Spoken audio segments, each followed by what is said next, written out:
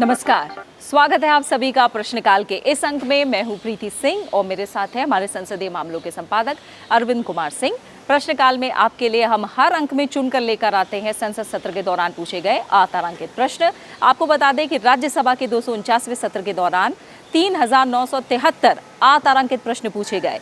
प्रश्नकाल जब हो रहा होता है संसद सत्र के दौरान तो हम देखते हैं कि तमाम सांसदों के प्रश्नों का उत्तर संबंधित मंत्रालयों के मंत्री मौखिक रूप से दे रहे होते हैं, लेकिन बहुत से ऐसे प्रश्न होते हैं जिनका जवाब लिखित रूप में दिया जाता है। ये अतारांकित प्रश्न होते हैं और ऐसे ही कुछ प्रश्नों को चुनकर हम आपके लिए प्रश्नकाल में लेकर आते हैं। तो आइए शुरुआत करते हैं प्रश्नों की। और अरविंद जी, जो पहला सवाल है वो है विदेशों में जमा काले धन की वसूली को लेकर, जो कि विजय गोयल का सवाल है और ये मसला पिछले काफ़ी समय से हम देख रहे हैं, काफ़ी चर्चा में भी है। तो अरविंद जी, इसका क्या जवाब है? मीडिया में बड़ा चर्चा में ये विषय है और राजनीति में भी काफ़ी चर्चा में रहा, अगर आप देखेंगे प्रीति। लेकिन अगर आप गौर करेंगे इसमें तो ये जो सवाल है 3 हिस्सों में है।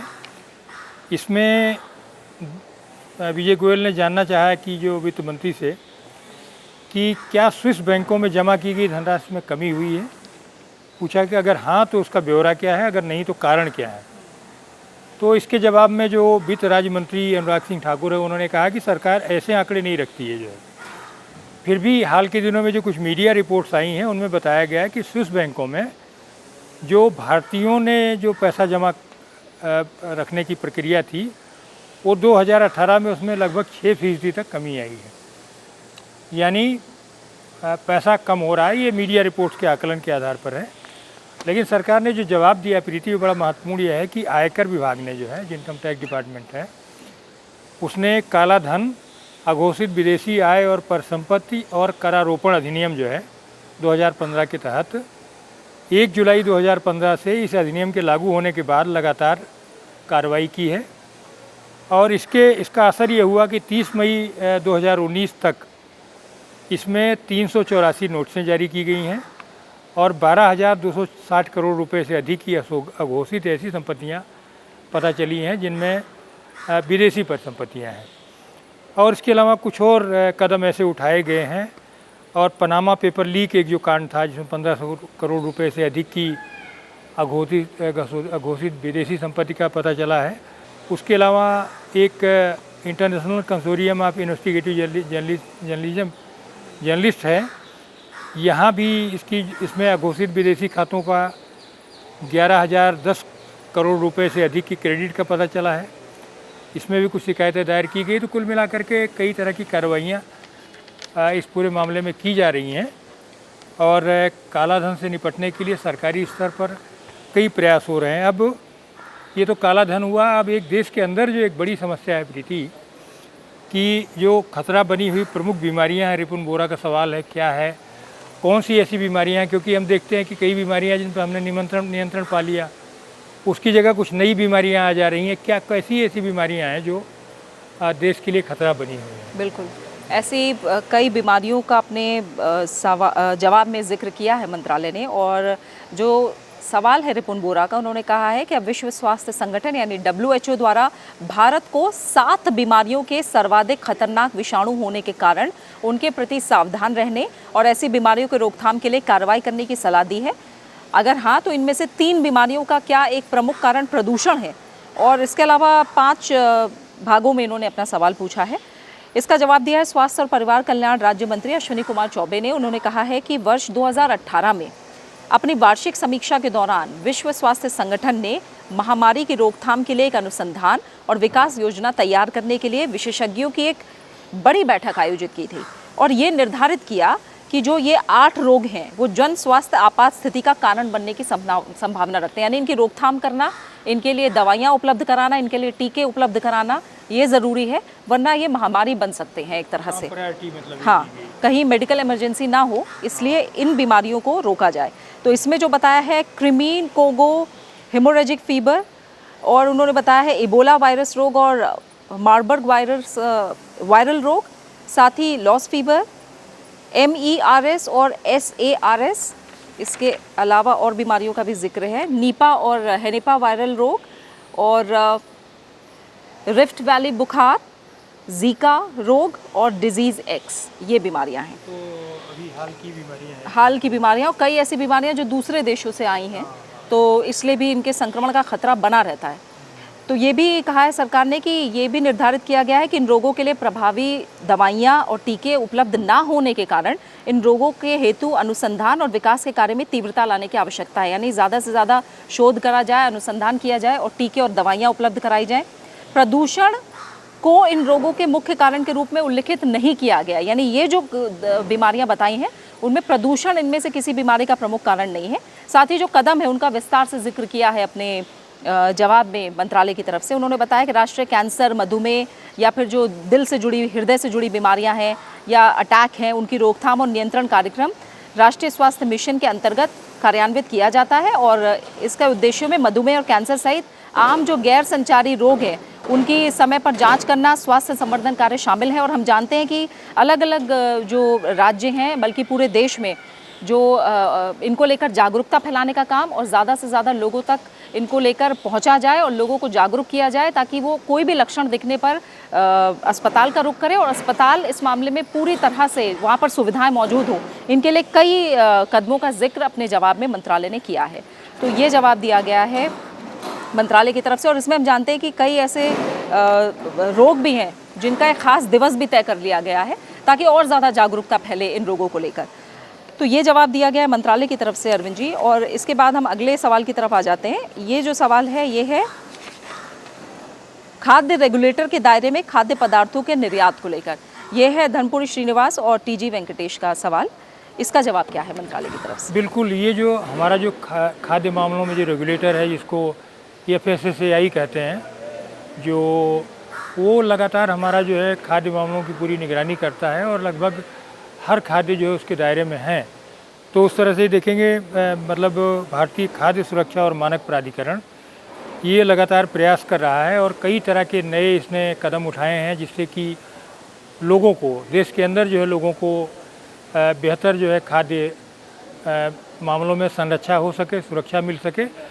और अभी पीती आपने देखा होगा कि जो ख़ास तौर पर हमारी राज्यसभा की जो कमेटी है, जो पार्लियामेंट्री स्टैंडिंग कमेटी स्वास्थ्य और परिवार कल्याण संबंधी, उसने FSSAI की एक समीक्षा की थी और उसने बहुत सारे पहलुओं के साथ कुछ ऐसे नए कानून बनाने की वकालत की थी जिसमें से एक ये भी मुद्दा था कि जो खाद्य, जो ख़ास तौर पर जो निर्यात के लिए जो खाद्य है उसको भी इसी के दायरे में ले आया जाए, क्योंकि ये काम अभी जो देख रहा पीडा जो है वो काम देख रहा है जो कि कॉमर्स मिनिस्ट्री के जो ऑर्गेनाइजेशन है। तो अब ये जो है सरकार ने अपने जवाब में, अश्विनी कुमार चौबे ने जो कि स्वास्थ्य और परिवार कल्याण राज्य मंत्री, उन्होंने कहा कि खाद्य सुरक्षा और मानक अधिनियम 2006 में संशोधनों के लिए अन्य प्रस्तावों के साथ निर्यात को भी इस अधिनियम की परिधि में लाने का प्रस्ताव भारतीय खाद्य सुरक्षा और मानक प्राधिकरण से प्राप्त हुआ है और वह विचाराधीन है। तो कुल मिलाकर के जो लगता है कि आने वाले समय में सरकार की ओर से इस मामले में भी कोई इस तरह की विधायी कदम उठेंगे और कुछ और भी संशोधन जो कि प्रस्तावित हैं आने वाले समय में। स्टैंडिंग कमेटी की रिपोर्ट का ATR भी जल्दी आना, तो ये जो है एक बड़ा कदम होगा प्रीति, अगर आप देखेंगे तो। हाँ, और प्रश्न हमारा जो है वो अब सौर ऊर्जा का सबसे सस्ता उत्पादक, ये प्रश्न है हमारा। ठीक है। हाँ, और बड़ा महत्वपूर्ण प्रश्न है जी। क्या जवाब है इसमें? ये जो प्रश्न है अरविंद जी, ये है सौर ऊर्जा का सबसे सस्ता उत्पादक। ये प्रश्न पूछा है टी रत्नावेल ने और उन्होंने कहा है कि क्या ये सच है कि 31 मई 2019 तक देश की सौर ऊर्जा की संस्थापित क्षमता 29.41 गीगावाट तक पहुंच चुकी है? अगर हाँ तो ब्यौरा क्या है? और क्या ये सच है कि भारत विश्व स्तर पर सबसे सस्ती सौर ऊर्जा का उत्पादन करने वाला देश बन गया है? और इसका ब्यौरा क्या है? इसका जवाब दिया है नवीन और नवीकरणीय ऊर्जा और विद्युत और कौशल विकास और उद्यमिता राज्य मंत्री स्वतंत्र प्रभार RK सिंह ने। उन्होंने कहा है हाँ, 31 मई 2019 तक देश की ग्रिड संबंध सौर विद्युत की संस्थापित क्षमता 29.41 गीगावाट तक पहुंच गई है और राज्यवार ब्यौरे भी उन्होंने अपने उत्तर में दिए हैं। साथ ही उन्होंने बताया है कि अंतर्राष्ट्रीय अक्षय ऊर्जा एजेंसी द्वारा किए गए नवीनतम विस्तृत लागत अध्ययन के अनुसार भारत विश्व स्तर पर सौर विद्युत का सबसे सस्ता उत्पादक देश बन गया है। यानी अपने आप में ये काफ़ी बड़ी उपलब्धि हो गई है हमारे लिए। और ये आकलन वर्ष 2018 में लगभग 17,000 अक्षय विद्युत उत्पादन परियोजनाओं और अक्षय विद्युत की खरीद के लिए 9,000 नीलामी और विद्युत खरीद समझौतों के IRNA के लागत डेटाबेस में अक्षय विद्युत उत्पादन की लागतों के आधार पर ये तैयार किया गया है। रिपोर्ट में ये भी कहा है कि G20 देशों में यूटिलिटी स्तर की सौर पीवी विद्युत की कुल संस्थापित लागत के लिए 2018 में देश का औसत भारत में $793 अमेरिकी प्रति किलोवाट तक कम था और कनाडा में $2,427 अमेरिकी प्रति किलोवाट तक अधिक था। तो 3 वर्षों के प्रमुख बाजारों में संस्थापित लागतों की समरूपता के बावजूद न्यूनतम औसत लागत औसत उच्चतम लागत से 3 गुना कम थी। ये पूरा ब्यौरा दिया गया हम है। काफ़ी सस्ते में एक तरह से सौर ऊर्जा हम दे रहे हैं। हाँ, और इसमें राज्यवार भी ब्यौरा उन्होंने दिया है अपने जवाब में और उसमें बताया है कि जो मेगावाट में संस्थापित क्षमता है वो कितनी है और यह ब्यौरा 31/5/2019 तक की स्थिति के अनुसार दिया गया है। तो देश में संस्थापित सौर ऊर्जा की संचयी क्षमता के राज्यवार ब्यौरे जो हैं उसमें आपको बता दें कि आंध्र प्रदेश का जो नंबर है वो अच्छा है और इसमें कर्नाटक भी है। तमाम ब्यौरे दिए गए हैं राज्यवार, यानी कुल कितना? कुल अगर हम देखें तो ये 29,409.22 मेगावाट संस्थापित क्षमता है अगर देश के 36 राज्यों में बात की जाए तो अरविंद जी ये था हमारा। इसमें केंद्र शासित प्रदेश भी होंगे मेरे हाँ, हिसाब ये से, भी है ना? जुड़े हुए हैं। हाँ, राज्य और संघ राज्य क्षेत्र सब जुड़े हैं, ये मिलाकर 36 हैं। अब हम अगले सवाल की तरफ आ रहे हैं अरविंद जी, और ये है कोयला जलाने से पैदा फ्लाई ऐश को लेकर सवाल। विकास महात्मे का सवाल है ये, इसका जवाब क्या है? तो ये जो है फ्लाई ऐश जो है प्रीति, ये बड़ी भारी समस्या है। और फ्लाई ऐश क्या है? फ्लाई ऐश है जो हमारे ताप बिजली घर हैं उनमें कोयले के उपयोग के बाद जो राख निकलती है वो अपने आप में एक बड़ी समस्या बनती जा रही थी। और हमने कई बार देखा है कि बहुत जगह जो है वो पूरे के पूरे बड़े भारी ढेर होते जा रहे थे, उससे आसपास प्रदूषण भी फैल रहा था। तो जो केंद्रीय सड़क से संबंधित जो अनुसंधान संस्थाएं हैं उन्होंने प्रयास किया है, तो अब वो न केवल भवन सामग्री में उपयोग में आ रही है बल्कि बांग्लादेश भी काफ़ी बड़ी मात्रा में जो है फ्लाई ऐश का उपयोग कर रहा है, मंगा रहा है और हम उसे मुफ्त में दे रहे हैं और जलमार्ग से वो जा रही है। तो कई तरह के प्रयास किए गए, लेकिन यहाँ हम आंकड़े देना चाहेंगे फ्लाई ऐश कितना निकला है। इसमें उत्पादन लिखा हुआ है। तो केंद्रीय विद्युत प्राधिकरण से जो सूचना मिली है 2013 से 18 के बीच में, उसमें 2013-14 में जो फ्लाई ऐश जो कुल निकला है वो 172.87 मिलियन टन। आप सोचिए कितना बड़ा होगा अगर वैसे देखेंगे। फिर 2016-17 में बढ़कर के 169.25 मिलियन टन हो गया है। 2017-18 में बढ़ के 196.44 मिलियन टन हो गया है। और इसके लिए सरकार ने कई तरह की योजनाएं बनाई हैं और ये कहा है कि फ्लाई ऐश के डिस्पोजल के लिए, जैसे खाने हैं जो तमाम उनमें गड्ढे हो जाते हैं उसको भरने के लिए, सीमेंट बनाने के लिए, ईंट और टाइल को बनाने के लिए, सड़कों के निचले हिस्सों के समतलीकरण के लिए और सड़क और फ्लाईओवर के निर्माण में, उसके अलावा तटबंध बनाने के लिए, एग्रीकल्चर सेक्टर में, कंक्रीट बनाने में, जल विद्युत क्षेत्र में और अन्य कामों में किया जा रहा है। और इसमें जो है कई तरह के जो और आंकड़े भी दिए गए हैं इसमें। तो ये स्थिति है कुल मिलाकर के प्रीति। तो हमें लग रहा है हम शायद जी प्रश्नकाल का समय की ओर बढ़ रहे हैं। यही पूरा हो रहा है। क्या ये पूरा हो रहा है? जी जी जी। तो फ्लाई ऐश अच्छे ढंग से डिस्पोज होती रहे ताकि प्रदूषण ना बढ़े। तो मुझे लग रहा है कि ज़रूरी कदम सरकार की तरफ से उठाए जाते रहे। फिलहाल इसी के साथ इस अंक को हम यहीं समेट रहे हैं, लेकिन अगले अंक में बहुत जल्द आपसे हम मिलेंगे। तमाम और लोकहित से जुड़े अतारांकित प्रश्न आपके लिए चुनकर लेकर आएंगे। फिलहाल हम दोनों को दीजिए इजाज़त। नमस्कार।